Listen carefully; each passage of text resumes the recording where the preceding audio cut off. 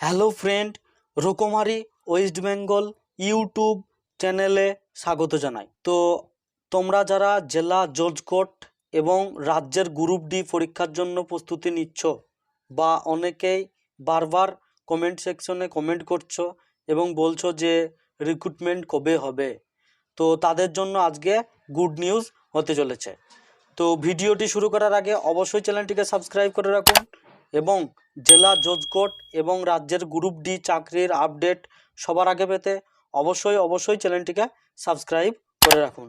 তো চলুন ভিডিওটি শুরু করা যাক। তো ভিডিওটি শুরু করার আগে যারা রাজ্য এবং কেন্দ্র সরকারের চাকরির জন্য প্রস্তুতি নিচ্ছ তারা অবশ্যই টেক্সট বুকের মক টেস্ট এর সাহায্য নিতে পারো, কারণ এখানে হাই কোয়ালিটির মক টেস্ট নেওয়া হয়। তো মক টেস্ট নিতে গেলে অবশ্যই আপনাকে 219 টাকা পে করতে হবে ইয়ারলি, বছরে। তো এখানে আমাদের স্পেশাল অফার রয়েছে, যেখানে আপনাকে 219 টাকায় লাগবে। আর আমার কোড WB10 যদি ইউজ করেন তাহলে কিন্তু আরও 12% অফ পাচ্ছেন শুধুমাত্র আজকের জন্য। তো 30 থেকে 31শে জানুয়ারি স্পেশাল সেল চলছে। তো আজকের পর থেকে আবার প্রাইসটা বেড়ে যাবে। তো অবশ্যই আজকের মধ্যে পারচেস করতে পারো। আর এখানে খুব হাই কোয়ালিটির মক টেস্ট নেওয়া হয়, যা আপনাকে পরীক্ষার প্রস্তুতির জন্য অনেকটাই এগিয়ে নিয়ে যাবে। তো চলো আমরা এবার মেন ভিডিওতে চলে আসি। তো 2024 সালে কিন্তু জেলা জজ কোর্টে একটা বিরাট ভ্যাকেন্সি বের হতে চলেছে। কলকাতা হাইকোর্ট থেকে একটা নির্দেশ এসেছে যে রাজ্যের বিভিন্ন জেলায় জজ court clerk, group D, peon, typist পদে নিয়োগ করা হবে।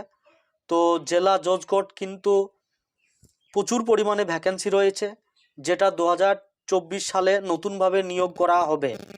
তো এই নিয়োগ প্রক্রিয়া কিন্তু খুব তাড়াতাড়ি শুরু হতে চলেছে।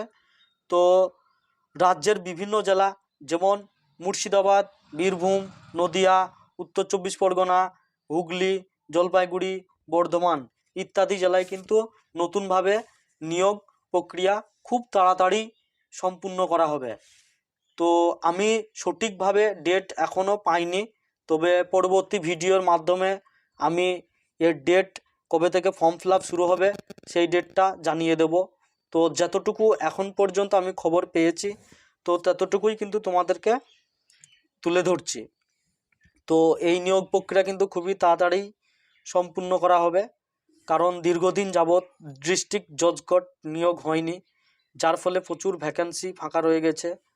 আর এই রিক্রুটমেন্ট করানোর জন্য নির্দিষ্ট কমিটি গঠন করা হয়েছে। তো এই কমিটির মাধ্যমেই কিন্তু এই নিয়োগ প্রক্রিয়া সম্পূর্ণ করানো হবে। তো পরবর্তী আপডেট এই চ্যানেলের মাধ্যমে জানানো হবে, তাই অবশ্যই চ্যানেলটিকে সাবস্ক্রাইব করে রাখবে, না হলে কিন্তু মিস করে যাবে। তো আমি যতটুকু আপডেট পেয়েছিলাম ততটুকুই কিন্তু তোমাদের সামনে তুলে ধরলাম। তো আজকের ভিডিও কিন্তু এই পর্যন্তই। ভালো লাগলে অবশ্যই লাইক, কমেন্ট, শেয়ার করতে ভুলবে না।